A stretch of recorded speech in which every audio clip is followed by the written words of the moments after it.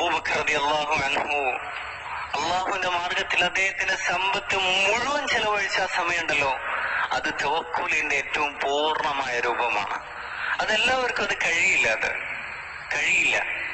അങ്ങനെ പറയപ്പെടുന്നത് എന്താണ്, അബൂബക്കർ റളിയല്ലാഹു അൻഹുവിന്റെ വീട്ടിലേക്ക് പക്ഷികൾ വന്നിട്ട് എന്ത് ചെയ്യാറുണ്ടായിരുന്നു, വിത്തുകൾ നിക്ഷേപിച്ചു പോകാറുണ്ടായിരുന്നു. പക്ഷികൾ വന്നിട്ട് അവരുടെ കൊക്കുകളില് വിത്തുകൾ കൊണ്ടുവന്നിട്ട് എന്ത് ചെയ്യും,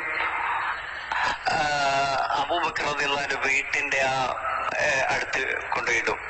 അവിടെ ഒരുപാട് എന്ത് ചെയ്യാൻ വേണ്ടിയിട്ട്, മുളയ്ക്കാൻ വേണ്ടിയിട്ട്.